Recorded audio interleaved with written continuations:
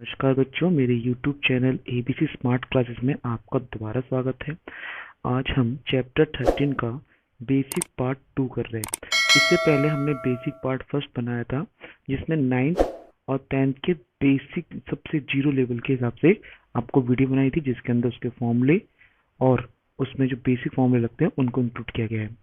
आज हम 10वीं के लेवल के कुछ क्वेश्चन के बेसिक सीखेंगे, जिससे कि आपको जितने भी आउट ऑफ कोर्स आते हैं, मतलब आर डी शर्मा के या फिर कहीं से भी आपको क्वेश्चन आए 13 चैप्टर के, आप उसे आराम से समझ सकते हैं। ठीक है, अब स्टार्ट करते हैं हम अपना दूसरा वीडियो। तो बेटा, हम सबसे पहले आपसे एक चीज रिवीजन करने के लिए बोलेंगे। नंबर 1, वक्र पृष्ठीय क्षेत्रफल और कुल पृष्ठीय क्षेत्रफल में अंतर। ठीक है, देखो बेटा, आपको जब 10वीं एक्सरसाइज के क्वेश्चन करने हैं, वैसे तो ये बेसिक क्लास में बता दिया था, फिर भी बता रहा हूँ कि वक्र पृष्ठ क्षेत्रफल और कुल पृष्ठ क्षेत्रफल में क्या अंतर है। बेटा देखो, जब भी किसी आकृति, ये बेलन की आकृति है, जब भी इस बेलन की आकृति का आधार शामिल नहीं होगा, मतलब इसके दो आधार हैं, एक ये और एक ये, जब दोनों आधार शामिल नहीं हो रहे हैं तो हम निकालेंगे वक्र पृष्ठ क्षेत्रफल, और जहां दोनों आधार शामिल होते हैं उसको निकालते हैं कुल पृष्ठ क्षेत्रफल। जैसे कि ये मैंने एक आकृति ली है, क्यूबॉइड यानी कि घनाभ की आकृति है। इस आकृति का जो बेस है, अगर मैं ऐसे खड़ा कर रहा हूं तो नीचे वाला और ऊपर वाला ये बेस हो जाएगा। तो ये दोनों अगर शामिल नहीं है तो वो वक्र होगा। अगर मैं ऐसे खड़ा कर रहा हूं तो इसका बेस ये और ये हो जाएगा। तो अगर ये दोनों शामिल नहीं है तो वक्र, और ये पूरा शामिल है तो उसे कुल बोलते हैं। अगर मैं ऐसे खड़ा कर रहा हूं तो ये वाला हिस्सा और ये वाला हिस्सा वक्र में शामिल नहीं होगा। मतलब ये कि जिस आधार पे वो खड़े हो सकते हैं उसको हम शामिल नहीं करते। कब? वक्र प्रक्षेत्र में। जैसे इसको ये, और ये जो शंकु है, इसका एक ही आधार होता है, क्योंकि हम उसको ऐसे खड़ा नहीं कर सकते, ये वाला आधार है। तो अगर ये चीज शामिल नहीं है तो वक्र होगा, और ये शामिल है तो ये कुल होगा। ठीक है, ऐसे ही अर्धगोले की बात कर लेते हैं। अर्धगोले भी एक तरीके से इसका आधार होता है, तो इसका भी वक्र निकलेगा। पर और जो गोला होता है, स्फेयर, इसका कोई आधार नहीं है, मतलब मैं इसे किसी भी तरीके से खड़ा नहीं कर सकता हूँ। तो ये जो आकृति है, इसका वक्र पृष्ठ क्षेत्रफल नहीं होता है, इसका सिर्फ कुल पृष्ठ क्षेत्रफल होता है। बाकी इसका भी वक्र होगा। इसका आधार शामिल करोगे तो कुल हो जाएगा, आधार शामिल नहीं करोगे तो वक्र हो जाएगा। सेम इन सभी आकृति में ऐसा होता है। मैं इसको डिटेल पे क्यों कर रहा हूँ, क्योंकि ज्यादातर क्वेश्चन जो है वो इसके कुल और वक्र वाले क्वेश्चन में ही प्रॉब्लम आती है। आयतन वाले या वॉल्यूम वाले क्वेश्चन में कोई प्रॉब्लम नहीं आती है। ठीक है ना? तो इसमें सबसे पहले आपको यही समझना है कि वक्र पृष्ठ क्षेत्रफल क्या है और कुल पृष्ठ क्षेत्रफल क्या है। जिसमें आधार शामिल है वो कुल है, जिसमें आधार शामिल नहीं है उसे वक्र कहते हैं। ठीक है, अब दूसरा पॉइंट करते हैं। हमें ऐसी आकृति दे रखी होती है जिसमें एक तरफ तो बंद होता है और एक तरफ खुला होता है। जैसे गिलास, ये गिलास आकृति बेलन की है, जिसमें ये ऊपर से तो खुला हुआ है, यहाँ पे एक गड्ढा है, और यहाँ पर ये बंद है। तो इसका पृष्ठ क्षेत्रफल कैसे निकालेंगे? तो देखो बेटा, पृष्ठ क्षेत्रफल की बात हुई है, ना वक्र की बात हो रही है, ना ही कुल की बात हो रही है। ठीक है ना? तो इसका मुझे पृष्ठ क्षेत्रफल निकालना है। तो क्वेश्चन में हमें सिर्फ अगर पृष्ठ क्षेत्रफल बोल देता है तो कंफ्यूज मत होना। पृष्ठ क्षेत्र मतलब जो आकृति बनी है उस आकृति में कौन कौन सी सतह शामिल है। जैसे इस आकृति में ये वाली सतह शामिल है, ये सतह शामिल है, तो इसे कैसे निकालेंगे? तो इसके दो तरीके हैं। नंबर 1, पहला तरीका है कि आप क्या करें, कुल पृष्ठ क्षेत्रफल निकालें पहले तो, और उसमें माइनस, तो कुल निकालेंगे तो इसका पूरा हो जाएगा, यहाँ से भी यहाँ से भी। तो पर मुझे इस चाहिए नहीं, तो इस कुल में से ये वाला हिस्सा जो है मैं माइनस कर दूंगा। और ये आकृति कौन सी है? वृत्त की। तो इसको हम निकाल सकते हैं कुल पृष्ठ क्षेत्रफल माइनस वृत्त का क्षेत्रफल। और दूसरा ऑप्शन क्या है बेटा हमारे पास कि हम क्या करें, इसका वक्र निकालें और नीचे वाले हिस्से को प्लस कर दें। समझ लो ना, सकते हैं यहाँ पे होगा वक्र पृष्ठीय क्षेत्रफल प्लस, अब इसका आधार कौन सी आकृति का है, बिल्कुल सही, वृत्त का, तो वृत्त का क्षेत्रफल। तो मेरे पास दो ऑप्शन है, एक ये वाला और एक ये वाला। अब देखो मेरे लिए तो ये वाला ऑप्शन बेस्ट है, ये क्यों नहीं है चेक करो। इस बेलन का कुल पृष्ठ क्षेत्रफल फॉर्मूला क्या होता है, 2 पाई आर प्लस में एच, और इसका वक्र पृष्ठ क्षेत्रफल फॉर्मूला क्या होता है, 2 पाई आर एच। यहाँ माइनस पाई आर स्क्वायर और ये प्लस पाई आर स्क्वायर। तो देखो यहाँ ब्रैकेट आ गया है, फॉर्मूला लंबा हो गया है और यहाँ पे प्लस का वैल्यू आ रही है। तो मैं तो ये वाला फॉर्मूला अप्लाई करता हूँ कि आप वक्र निकालिए और नीचे वाले हिस्से को प्लस कर दीजिए। समझ आ रहा है? ऐसे देखो, ऐसा कोई क्वेश्चन है जैसे ओपन बॉक्स है, या इसे कमरा मान सकते हो। कमरे में क्या है कि दीवारों पेंट होगा और छत पेंट होगा, नीचे तो पेंट होगा नहीं। तो ऐसी आकृति का पृष्ठ क्षेत्रफल कैसे निकालते हैं, ठीक है। तो देखो इसके भी दो ही ऑप्शन है, पहला कुल निकाल कर ऊपर का हिस्सा यानी कि बेस जो है वो माइनस कर दो, या फिर वक्र निकाल कर ये वाला हिस्सा जो है वो प्लस कर दो। तो देखो पहला ऑप्शन क्या बताया मैंने कि घनाभ का कुल पृष्ठीय क्षेत्रफल निकालिए और उसमें से माइनस कर दें आधार का क्षेत्रफल या छत का क्षेत्रफल, जैसा भी आप क्वेश्चन में दे रखा हो। और नंबर 2 क्या डाल सकते हैं, घनाभ का वक्र पृष्ठ क्षेत्रफल प्लस आधार या छत का क्षेत्रफल। ठीक है, तो भाई घनाभ का कुल पृष्ठ क्षेत्रफल ये सारा लास्ट वीडियो में सिखा दिया मैंने। इसका होता है 2 LB plus BH plus HL minus L into B, क्योंकि आधार जो है वो कौन सी आकृति का है, रेक्टेंगल। ठीक है ना। अब इसमें करते हैं घनाभ का वक्र क्षेत्रफल जो है 2L प्लस बी इंटू में H और प्लस कर देंगे L इंटू बी। तो बताओ कौन सा बेस्ट है, बिल्कुल सही, वक्र निकाल कर आप आधार के क्षेत्र को प्लस कर देंगे तो आपकी आकृति जो है उसका सही पृष्ठीय क्षेत्रफल निकल के आ जाएगा। तो वो सिर्फ पृष्ठीय क्षेत्रफल होगा, ना वक्र होगा और ना ही कुल पृष्ठीय क्षेत्रफल होगा। ठीक है बेटा, अब आगे टॉपिक पे चलते हैं। आकृति की बात करते हैं, इस एक्सरसाइज में कैसे कैसे आकृति आएगी। मैं पहले बोल दे रहा हूँ, आयतन में कोई प्रॉब्लम नहीं होती है, सिर्फ पृष्ठीय क्षेत्रफल में आपको थोड़ी प्रॉब्लम आएगी।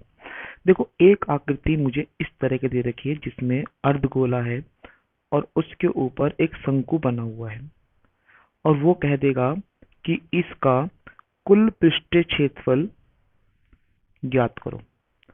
तो बच्चे क्या करते हैं, इसका भी कुल निकाल देते हैं और इसका भी कुल निकाल देते हैं। तो जैसे ही आपने कुल पृष्ठीय क्षेत्रफल बोला तो ये सवाल गलत हो जाता है। अब देखो मैंने आपसे कहा था जब भी पृष्ठीय क्षेत्रफल की बात आएगी तो आप उसमें ये कल्पना करना कि उस पे हमें या तो पेंट करना है या उसे बनाना है। देखो बेटा ये जो आकृति है कुछ इस प्रकार से नजर आएगी। जब मैं इसको बनाऊंगा, उसने कहा इसका कुल पृष्ठीय क्षेत्रफल ज्ञात करो। कुल मतलब यहाँ से लेकर यहाँ तक का। तो इसका TS से मतलब कुल पृष्ठीय क्षेत्रफल नहीं निकलेगा, नहीं इसका निकलेगा। क्यों, जब मैं इस आकृति को हटाता हूँ तो ये वाली आकृति में यहाँ पे उसका बेस नहीं होगा और ना ही बेटा इसका यहाँ बेस होगा। परंतु जब ये एक दूसरे से मिल रहे हैं तो वे एक दूसरे का बेस बन रहे हैं, एक तरीके से दिख रहा है आपको। तो ये आपको यहाँ पे जो आकृति बनेगी उस आकृति में इसका भी वक्र पृष्ठीय क्षेत्रफल चाहिए और इसका भी वक्र पृष्ठीय क्षेत्रफल ही चाहिए। और जब आप इन दोनों को जोड़ोगे तो आपका कुल पृष्ठीय क्षेत्रफल आ जाएगा। ठीक है, उसी तरीके से जब आपको कुछ ऐसी आकृति दे रखी हो जिसके ऊपर एक बेलन बना हो, तो यहाँ पे आप ध्यान से देखना कि ये जो आकृति है ऊपर से खुली है या नहीं है। ये इस तरीके का बर्तन दे रखा है तो, और अगर ये इस तरह की आकृति ऊपर से बंद है, मतलब वो यहाँ पर आपकी इस तरीके से बंद हो रही है, इस तरीके से, तो यहाँ पर फिर क्या होगा? अब ध्यान से देखो, ऐसी आकृति में जो यहाँ से ही बंद है और यहाँ से ही बंद है, तो इसका तो निकलेगा वक्र, क्योंकि ये यहाँ पे आधार नहीं है और इसमें एक तरफ आधार है, तो इसका वक्र निकलकर नीचे वाले को प्लस कर देंगे। तो बस आपको इस तरीके से पता होना चाहिए कि कौन सी आकृति कहाँ बन रही है। ठीक है, तो क्या करेंगे, इस पे इसका तो वक्र निकाल के इसके आधार को प्लस कर देंगे और इसका सिर्फ वक्र निकालेंगे। ठीक है, अब एक क्वेश्चन और ले लेते हैं। आपकी एक आकृति कुछ इस प्रकार से आती है क्वेश्चन में कि नीचे तो बेलन है और ऊपर जो है वो शंकु बना हुआ है। ठीक है, तो ये कुछ इस प्रकार से हो गया। ठीक है, ये कुछ इस प्रकार से दिखेगा। ये झुग्गी जो बोले थे झोपड़े होते हैं उस तरीके से, तो ये इस तरह से दिखेगा। तो भाई साहब जरा इसको बनाने में क्या बात लगेगी, या वो कपड़ा बनाने की बात कर सकता है। ऐसे टेंट होते हैं सर्कस वाले टेंट वगैरह। तो देखो, सर्कस वाले टेंट के अंदर आपको ध्यान से देखिए कि टेंट जो है वो यहाँ पे कपड़ा नहीं लगेगा और ना ही वो यहाँ पे कपड़ा लगेगा। समझ लो ना भाई। देखो, जब ये एक दूसरे से मिलेंगे तो ना तो बेटा यहाँ कपड़ा लगेगा नीचे क्योंकि टेंट ऐसे खड़ा हुआ है, और ना ही बेटा ये इसके ऊपर जो है इसके बीच में लगेगा। तो मीनिंग आर दैट इसका भी मुझे वक्र चाहिए और इसका भी मुझे वक्र ही चाहिए। तो इसका भी क्या निकलेगा, वक्र पृष्ठीय क्षेत्रफल, और इसका भी निकलेगा वक्र पृष्ठीय क्षेत्रफल। क्यों? क्योंकि ये वाला आकृति यहाँ पे नहीं होगी और ना ही ये नीचे वाली होगी, क्योंकि जब टेंट बनाओगे या कैंप लगाओगे तो नीचे हम कपड़ा नहीं लगाते हैं और ना ही इसके बीच में लगता है। तो इस तरह की कुछ आकृति आपके एग्जाम में आएगी जिसके अंदर आपको पृष्ठ क्षेत्रफल में थोड़ी प्रॉब्लम हो सकती है, पर कल्पना करना कि कहाँ कहाँ आपको पेंट करना है। ठीक है, एक आकृति और आती है, वो ऐसे आएगी कि भाई साहब ये आपका घन है, घनाभ नहीं घन, जिसकी सभी भुजा आपस में क्या होती है, बराबर होती है, और उसके ऊपर एक अर्धगोला रखा हुआ है इस तरीके से। तो बोलेगा इस खिलौने का कुल पृष्ठ क्षेत्रफल निकालो। दिख रहा है आपको इस तरह की आकृति? तो बेटा कैसे निकालेंगे इस तरह की आकृति को? तो आपको क्या करना है, सबसे पहले ये डिसाइड करें क्या इसके अंदर पेंट हो रहा है, नहीं, तो इसके ऊपर जो रखा हुआ है इसका तो निकलेगा वक्र पृष्ठ क्षेत्रफल, और इसका वक्र नहीं निकलेगा क्योंकि इसके नीचे भी शामिल है। तो इसका पूरा कुल पृष्ठ क्षेत्रफल निकाल दो, और जहां पर ये ऊपर रखा हुआ है इसके नीचे जो है वो पेंट नहीं होगा, परंतु इस किनारों पेंट होगा, इस किनारों पेंट होगा, हर जगह पेंट होगा। मतलब यहाँ भी, यहाँ भी, यहाँ भी, यहाँ भी, यहाँ भी, सिर्फ इसके नीचे पेंट नहीं होगा क्योंकि ये इसके ऊपर रखा हुआ है। तो फिर इसको कैसे निकालेंगे, इसको कैसे निकालेंगे, इस आकृति को? ये आकृति बनेगी बेटा कुछ इस प्रकार से। ये एक क्यूब दे रखा होगा और क्यूब के ऊपर एक अर्धगोला अध्यारोपित होगा, चाहे वो ऊपर की तरफ हो चाहे वो अंदर की तरफ हो। अंदर की तरफ मतलब जैसे कि ये आपका घन है और इस घन के अंदर की तरफ काट दिया है, ये जो कोरा दिखा है वो ये काट दिया है। तो मीनिंग आर्ट्स में सेम है, दोनों फिगर सेम है, क्योंकि जब आपसे अंदर की तरफ काटोगे इस तरीके से तो भी क्या होगा, पूरे पेंट होगा, और इस गड्ढे में भी पेंट होगा इस तरीके से। बस इसके ऊपर जो वक्र है, जो उसका बेस है, उससे पेंट नहीं होगा।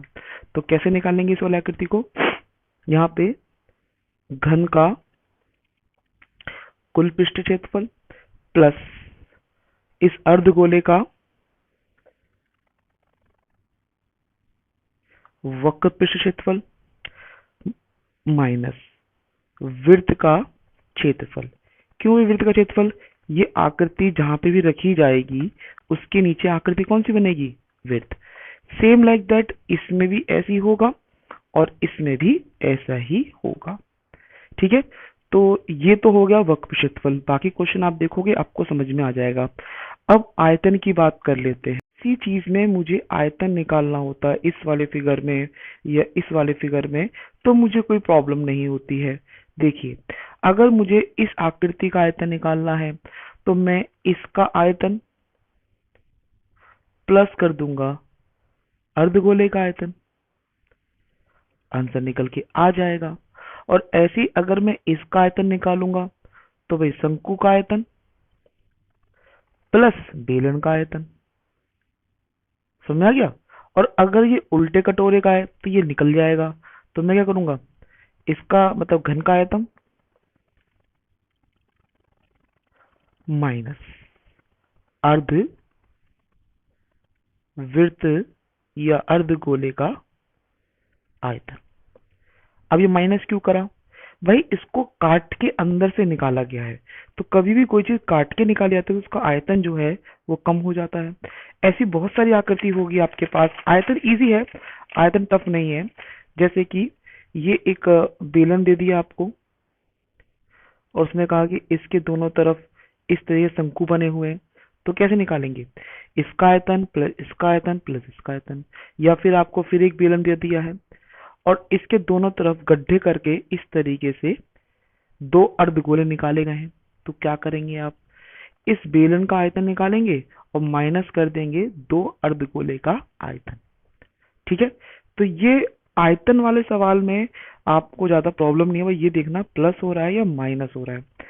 बाकी सब प्रॉब्लम आ रही थी आपको पृष्ठीय क्षेत्रफल में। ठीक है, अब इसका तीसरा टॉपिक लेके चलते हैं, कन्वर्जन। देखो बच्चों, इसका जो चौथा टॉपिक है, यानी कि जो 13 पॉइंट जो 3 है आपकी, उसका उसमें है रूप परिवर्तन या कन्वर्ट। कन्वर्ट का मतलब क्या होता है? देखो बेटा, कन्वर्ट का मतलब है जैसे कि आपके पास एक गोला है, उसको मेल्ट करके मतलब पिघला कर एक आपने बेलर बना दिया है। या आपके पास थोड़े सिक्के थे, उस सिक्कों को पिलगा पिलगा कर एक बॉक्स बना दिया है। मतलब ये कि आपने एक चीज को दूसरी चीज में कन्वर्ट कर रहे हो, चाहे वो मेल्ट करके हो, चाहे वो किसी भी पानी वानी से भरा हो। जैसे एक एग्जांपल ले लेते हैं। आपके पेपर में कुएं वाला क्वेश्चन आता है। इस कुआं खोदा गया है और उस कुएं की मिट्टी से एक चबूतरा बना दिया गया है, तो ये भी तो एक तरह से कन्वर्जन है। या मेरे पास एक टंकी भरी पड़ी है, टंकी मतलब पानी की टंकी है, और उस पानी की टंकी को, जैसे मान के चलो आपके पास एक पानी की टंकी बनी हुई है और उस पानी की टंकी में आपको कुछ बॉक्स भरने हैं, तो पूछ सकते हैं कि भाई कितने बॉक्स भरे जाएंगे। तो ये सब कन्वर्जन होता है बेटा। तो इस कन्वर्जन का मीनिंग क्या है? जब आप इसको मेल्ट करके ये कन्वर्ट कर रहे हैं तो इसका वॉल्यूम इसके वॉल्यूम के बराबर होगा, यस और नोट? बिल्कुल सही। और जब आप सिक्के पिलगा पिलगा, कुछ सिक्के मान के चलो, वो मुझे नहीं पता, मैंने एन मान लिया, तो एन सिक्कों को पिलगा कर ये मुझे जो बॉक्स बनाया जाएगा, तो इसका आयतन इसके आयतन के बराबर होगा। और वैसे ही जब मैं मिट्टी निकाल के कुएं से, क्योंकि ये कुआं है तो ये चबूतरा है, तो यहाँ पर कुएं का आयतन बराबर होगा चबूतरे के आयतन के। तो इसको बोलते हैं कन्वर्जन। ऐसे ही जब मैंने टंकी का पानी का बोला, तो टंकी का आयतन बराबर होगा इन वाले बॉक्सेस, यानी कि बहुत सारे बॉक्स हैं, बॉक्सों का आयतन। तो जब आपको कोई भी चीज ऐसी कन्वर्जन दे रखी होती है, तो जो रूप बदल के आता है उसमें एक चीज गायब कर देते हैं, चाहे वो एच गायब हो, चाहे आर गायब हो, चाहे ए गायब हो, वो आप गायब कर देते हैं और उसे निकालना हमारा क्वेश्चन होता है। कि मेरे पास एक बेलन है, ठीक है, और बेलन से एक शंकु बनाना है, तो वो कह देगा बेलन की आर पता है और एच पता है, इसकी आर पता है और एच नहीं पता है। तो इसकी एच कैसे लिखेंगे? तो आपको करना क्या है, इसका वॉल्यूम का फॉर्मूला लिखेंगे जो है पाई आर स्क्वायर एच, और इसके वॉल्यूम का फॉर्मूला क्या है, 1/3 पाई आर एच। इसका आर और इसकी एच अलग होगी, इसकी आर और इसकी एच अलग होगी। तो बेटा जो भी मुझे नहीं दे रखा होगा मैं उसको दबाऊंगा, नीचे वाला ऊपर और ऊपर वाला नीचे चला जाएगा। जैसे यहाँ पे आपको एच नहीं गिवन था, तो एच को मैं ये रखूंगा, तो ये क्या है, पाई आर स्क्वायर एच इंटू में नीचे वाला ऊपर और ऊपर वाला नीचे। ठीक है, अब इसकी जो वैल्यू होगी, वैल्यू रखकर आप काट देना, आपका एच जो है वो निकल के आ जाएगा। ऐसे ही अगर वो कहता है कि आपके पास एक टंकी है घनाभ या घन करे की, और उसको छोटी छोटी बाल्टियों में भरना है, तो पूछेगा कितनी बाल्टी भर सकती है। तो भाई टंकी का आयतन इस जो बेलनकार बाल्टी है उसके आयतन के बराबर होगा। तो पहले तो आप इसका आयतन निकाल देना, फिर आप इसके एक का आयतन निकाल देना, और जो आयतन बड़ा है उसको डिवाइड कर देना जो छोटे वाले आयतन से, और जो काटोगे तो आपका यहाँ पर नंबर ऑफ बेलन या बाल्टी निकल के आ जाएगा। समझ में आ रहा है कि जब भी मुझे n निकालना है तो पहले बड़ी आकृति का आयतन निकालूंगा, फिर छोटी आकृति का आयतन निकालूंगा और दोनों को डिवाइड कर दूंगा। ठीक है, जैसे कि एक क्वेश्चन और देख लेते हैं। मान के चलो वो कहता है कि एक आपके पास बेलन है और इसके अंदर मैंने छोटी छोटी गोलियां डाली हैं, जिससे कि इसका जो पानी है वो 1/2 बाहर निकल गया। तो इसका मतलब ये है कि इसके बेलन का जो आयतन है उसका हाफ हिस्सा जो है उस गोलियों के आयतन के बराबर है। तो आप एक तरफ दो बेलन का आयतन निकालें,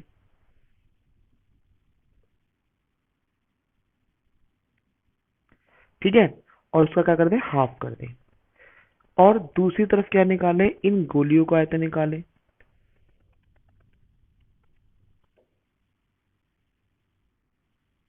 और दोनों का क्या कर दें, डिवाइड कर दें। मतलब हाफ ऑफ बेलन का आयतन बटे में गोली का आयतन, और जो काटने से इसमें क्या निकल के आएगा, नंबर निकल के आ जाएगा कितनी गोलियां इसमें डाली गई हैं। तो ऐसा ही कुछ बेसिक कंसेप्ट था। अब आपको जब क्वेश्चन सीखेंगे, जब क्वेश्चन करेंगे, तो आपको और बाकी जो है वो समझ में आने लगेगा धीरे धीरे। आई होप आपको ये वीडियो, अगर वीडियो पसंद आ रही है तो उसे लाइक करें, शेयर करें। ठीक है, और मैं जो 13.4 है उसकी वीडियो अलग से बनाऊंगा, और इससे आपको छिन्नक समझ में आ जाएगा, जिसे छिन्नक को फ्रेस्टम कहते हैं। उसकी वीडियो अलग से बनाएंगे, बेसिक भी और क्लास की अलग बनाएंगे। ठीक है, तो thank you for watching this video, have a nice day. अब मिलेंगे आपसे क्वेश्चन के करने के, क्वेश्चन करेंगे उसमें आपको मिलते रहेंगे। Okay bye.